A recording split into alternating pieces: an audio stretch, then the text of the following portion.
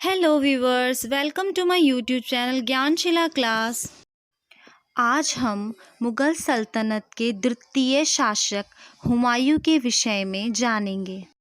हुमायूं का नाम नसीरुद्दीन हुमायूं था। उनका जन्म 6 मार्च 1508 ईस्वी में अफ़गानिस्तान की राजधानी काबुल में हुआ था।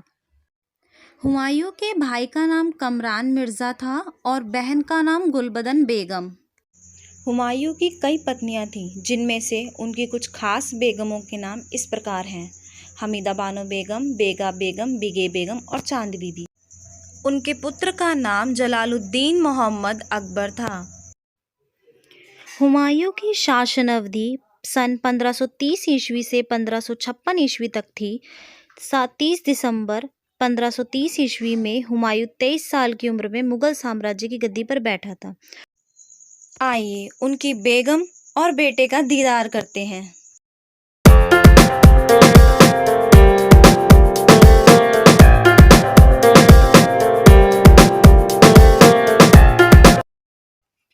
उन्हें 3 भाषाओं का ज्ञान था: फारसी, अरबी और तुर्की।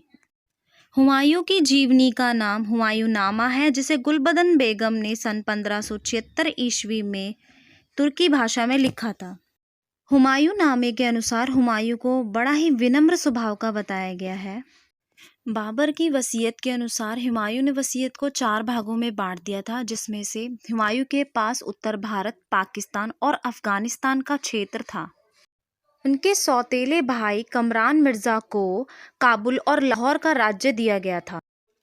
यह भारत के नक्शे में कुछ इस प्रकार दिखता था।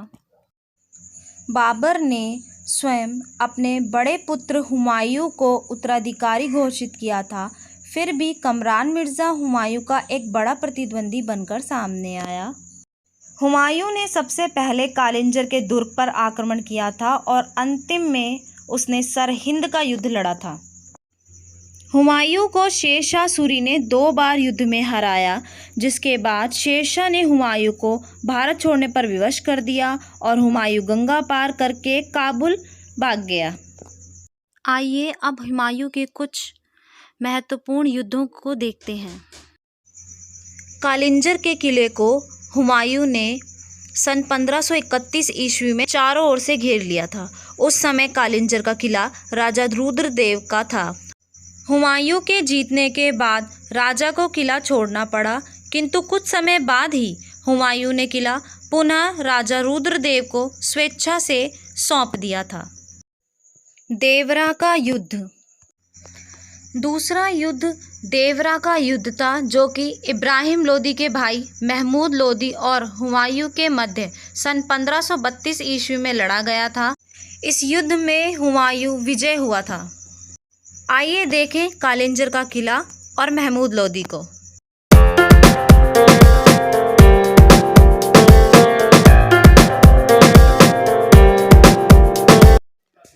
तीसरा युद्ध सांगरपुर में गुजरात के शासक बहादुर शाह और हुमायूं के मध्य सन 1535 ईस्वी में सांगरपुर स्थान पर हुआ था। इस युद्ध में हुमायूं की जीत हुई थी। चौसा का युद्ध हुमायूं का चौथा युद्ध था, जो कि शेरशाह सूरी और हुमायूं के मध्य 26 जून सन 1539 ईस्वी में बिहार के राज्य जिले चौसा गांव में हुआ था, जिसमें शेरशाह सूरी की विजय हुई थी। आइए मिलते हैं बहादुर शाह और शेरशाह सूरी से।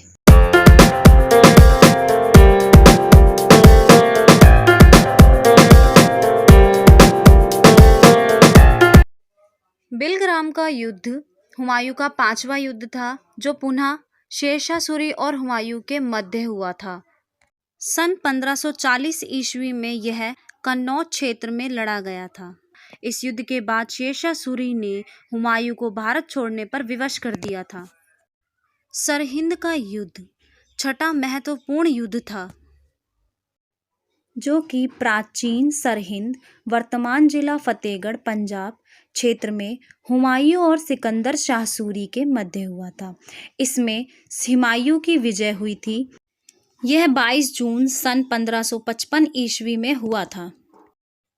आइए अन्य महत्वपूर्ण बिंदुओं को देखते हैं। कन्नौज और चौसा का युद्ध हुमायूं ने काबुल भागने से पूर्व लड़े थे। हुमायूं ने सन 1540 ईस्वी से 1554 ईस्वी तक निर्वासित जीवन व्यतीत किया था। उसी समय उसके पुत्र अकबर का जन्म भी हुआ था। काबुल में हुमायूं ने 14 साल व्यतीत किए और सन 1554 ईस्वी में अपनी सेना के साथ पेशावर पहुंचा था। हुमायूं ने दूसरी बार लाहौर पर कब्जा सन 1555 ईस्वी में किया था। लाहौर की विजय के बाद हुमायूं ने सरहिंद के युद्ध में विजय प्राप्त की और पुनः दिल्ली की सत्ता हासिल कर ली। हुमायूं ने अपनी संपत्ति का बंटवारा चारों भाइयों में किया था और वह ऐसा करने वाला एकमात्र मुगल शासक था। हुमायूं के जीवन में अनेक उतार चढ़ाव आए, किंतु वह अपने शासन को स्थापित करने में अंततः सफल रहा। सन 1533 ईस्वी में हुमायूं ने दीपपनाह नामक एक नगर की स्थापना करवाई थी।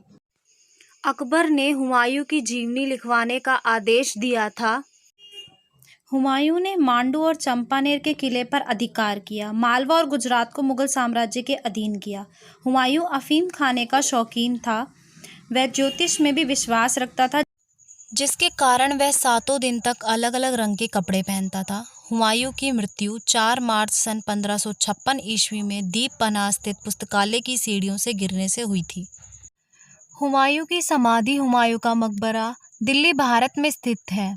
अबुल फजल ने हुमायूं को इंसान कामिल कहकर संबोधित किया था।